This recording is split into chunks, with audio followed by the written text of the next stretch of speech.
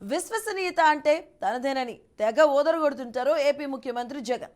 పదే పదే దాని గురించే వల్లవేస్తూ మాట తప్పును మడుమ తెప్పును అంటుంటారు. అయితే తీరా నారున్న ఎన్నికల్లో టికెట్ కేటాయింపులతో దగ్గరకు వచ్చేసరికి ఆయన యూటర్న్ తీసుకుంటుండడం వైసీపీ శ్రేణులకే షాక్ ఇస్తుందంట. ఇక అవసరానికి మనుషులను వాడుకోవడం వదిలేయడమేనా జగన్ విశ్వసనీయత అని పార్టీ వర్గాలు అసహనాన్ని వ్యక్తం చేస్తున్నాయి. ఇక 2009లో ఆయన రాజకీయ ప్రస్థానం మొదలైనప్పటి నుంచి అదే తతంగం నడుస్తూ ఉండడం ఫ్యాన్ బ్యాచ్కి మింగుడు పడ్డం లేదంటున్నారు.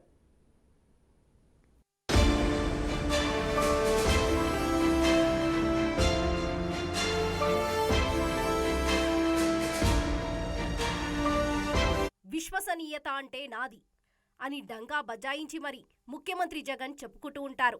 అయిన భాషలో దానికి అర్థం అవసరానికి మనుషులను వాడుకోవడం, తర్వాత వదిలించుకోవడమేనా అంటే అవుననే సమాధానం వస్తుంది. 2009లో ఆయన రాజకీయ ప్రస్థానం మొదలైన నాటి నుంచి ఇప్పటి వరకు చూస్తే అన్ని సందర్భాల్లోనూ తనకు అధికారాన్ని తెచ్చిపెట్టేందుకు వాడుకొని తర్వాత వదిలేయటం ఆయన నైజమని స్పష్టమవుతుందంటున్నారు. అలా వదిలేసిన నాయకుల్లో కొందరు రాజకీయంగా కనుమరుగైపోయారు. వచ్చే ఎన్నికల్లో సైతం జగన్ తన అధికారాన్ని నిలబెట్టుకోవడానికి సిట్టింగ్ ఎమ్మెల్యేలకు హ్యాండ్ ఇస్తుండడం చర్చల్లో నలుగుతుంది.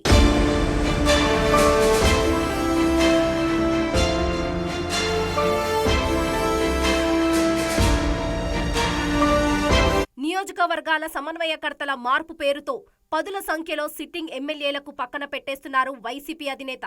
ప్రభుత్వంపై జనంలో ఉన్న వ్యతిరేకతను ఎమ్మెల్యేలకు అంటగట్టి వారిని పక్కన పెట్టడం వల్ల కలిగే ప్రయోజనమేంటన్న దానిపై ప్రస్తుతం వైసీపీ వర్గాల్లో విస్తృతంగా చర్చ జరుగుతుంది. ఇదే జగన్ నైజం అంటూ ఆ పార్టీ నేతలు అసహనం వ్యక్తం చేస్తున్న పరిస్థితి నెలకొంది. 2009లో వైఎస్ రాజశేఖర్ రెడ్డి మృతి చెందినప్పుడు జగన్ను సీఎం చేయాలంటూ అప్పటి కాంగ్రెస్ ఎమ్మెల్యేలతో సంతకాలు చేయించారన్న అభియోగాలు ఉన్నాయి. అందుకు కాంగ్రెస్ అధిష్టానం ఒప్పుకోలేదు. అప్పుడు జగన్ ఎలా ఫీల్ అయ్యారో ఇప్పుడు సిట్టింగులకు టికెట్లు ఇవ్వనంటే వారు అలాగే బాధపడుతున్నారని వైసీపీ నేతలే వ్యాఖ్యానిస్తున్నారు. వైసీపీ ఆవిర్భావం నుంచి జగన్ వ్యవహరిస్తూ వచ్చిన ఒంటెద్దు పోకడనలు గుర్తు చేసుకుంటున్నారు.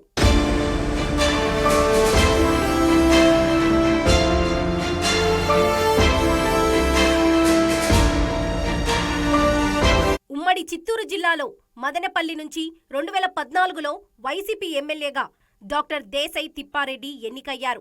జిల్లాలో తమ రాజకీయ అవసరాల దృష్ట్యా మదనపల్లిలో ముస్లిం అభ్యర్థికి టికెట్ ఇవ్వాలని పెద్దిరెడ్డి చెప్పడంతో 2019 ఎన్నికల్లో తిప్పారెడ్డికి మొండి చేయి చూపారు.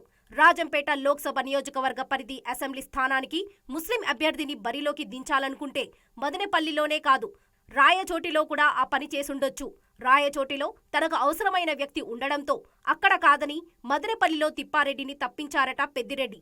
తిప్పారెడ్డి వైసీపీ స్థాపనకు ముందు నుంచే జగన్కు మద్దతుగా నిలిచారు. 2014లో వైసీపీ తరపున గెలిచిన ఎమ్మెల్యేలో కొంతమంది బయటకు వెళ్లిపోయినా అయినా మాత్రం జగన్ వెంటే ఉన్నారు. అయినా 2019లో టికెట్ లేదని జగన్ చెప్పేశారు. ఆ పరిణామంతో తిప్పారెడ్డి రాజకీయంగా కోలుకోలేదు.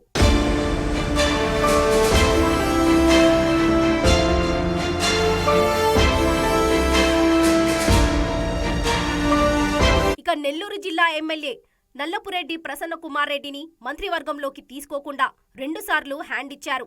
మార్కాపురంలో 2014లో వైసీపీ తరపున ఎమ్మెల్యేగా గెలిచిన జంకే వెంకట్రెడ్డికి 2019లో టికెట్ దక్కలేదు. అప్పటి నుంచి సీఎం అపాయింట్మెంట్ కోసం జంకే ఎన్నోసార్లు తిరిగారు. చివరకు మాజీ మంత్రి బాలినేని శ్రీనివాసరెడ్డి ప్రోద్బలంతో ఆయనను ప్రకాశం జిల్లా పార్టీ అధ్యక్షుడిగా నియమించారు. ఇప్పుడు కూడా టికెట్ ఆశలో ఆయన్ను ఊరేగిస్తున్నారే తప్ప స్పష్టత ఇవ్వడం లేదు.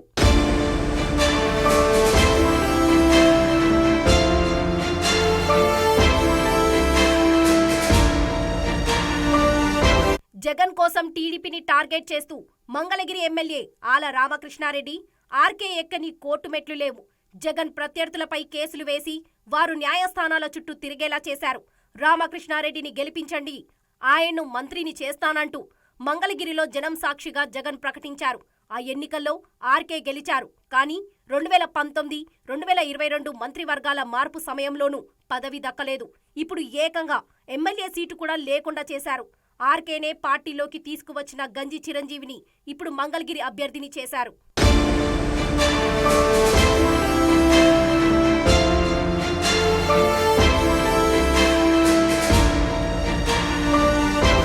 ఉమ్మడి ఏపీలో మంత్రిగా ఉన్న సమయంలో మోపిదేవి వెంకటరమణ జగన్ అక్రమాస్తుల ఆర్జనకు సాయపడ్డారనే కేసులో జైలుకు కూడా వెళ్లారు.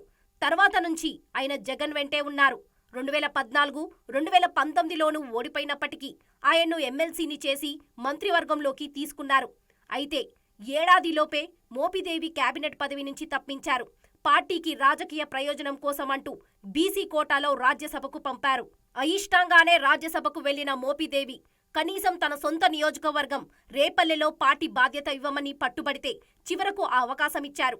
ఇప్పుడు ఎన్నికలకు సిద్ధమవుతున్న తరుణంలో మంగళగిరిలో ఆర్కేకి ఇచ్చిన ట్రీట్మెంటే మోపిదేవికి కూడా ఇచ్చారు. రేపల్లెలో రాజకీయ కుటుంబానికి చెందిన డాక్టర్ గణేష్ను గతంలో మోపిదేవి వైసీపీలో తీసుకువచ్చారు. ఇప్పుడు అదే గణేష్ను రేపల్లె పార్టీ సమన్వయకర్తగా నియమించి మోపిదేవిని పక్కన పెట్టారు.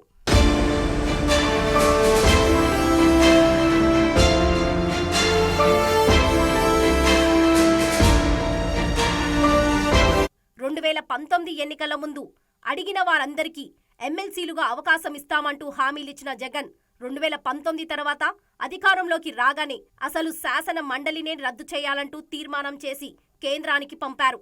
తర్వాత రాజకీయ అవసరాల కోసం ఆ తీర్మానంపై పట్టుబడకుండా కాలం వెళ్లదీస్తూ వస్తున్నారు. ఆ క్రమంలో 2019 ఎన్నికల ముందు హామీలిచ్చిన వారిలో అతి కొద్ది మందికే ఎమ్మెల్సీలుగా అవకాశం ఇచ్చారు.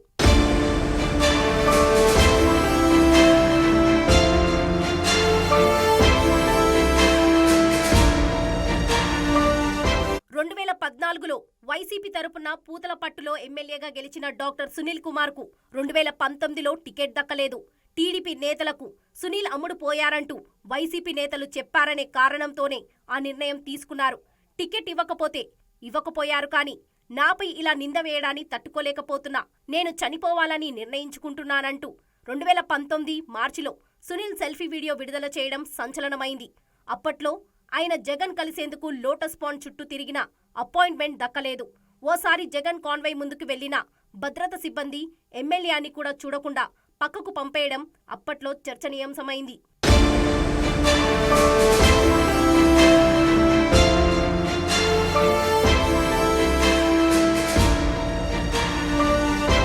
ఎంపీ పదవికి రాజీనామా చేసి మరి కాంగ్రెస్ నుంచి బయటికొచ్చిన మేకపాటి రాజమోహన్ రెడ్డి నెల్లూరు జిల్లాలో వైసీపీకి పెద్ద దిక్కుగా నిలిచారు. 2014లో ఎంపీగా గెలిచి ఢిల్లీలో వైసీపీకి నాయకత్వం వహించారు.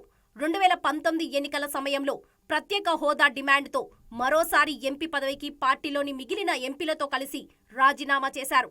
కానీ 2019లో ఆయనకు జగన్ టికెట్ ఇవ్వలేదు. తర్వాత ఆయన్ను రాజ్యసభకు పంపుతారనుకున్నా అది జరగలేదు. తితిదే చైర్మన్ పదవి ఇస్తారని ప్రచారము సాగినా ఆ అవకాశమూ ఇవ్వలేదు. అలా ఆ సీనియర్ నేత రాజకీయంగా దాదాపు అనామకులైపోయారు. ఇలాంటి పరిణామాలతో విశ్వసనీయతను తనదైన అర్థమేంటో వైసీపీ అధినేతే చెప్పాలని పార్టీ శ్రేణులు సెటైర్లు వేస్తున్నారు.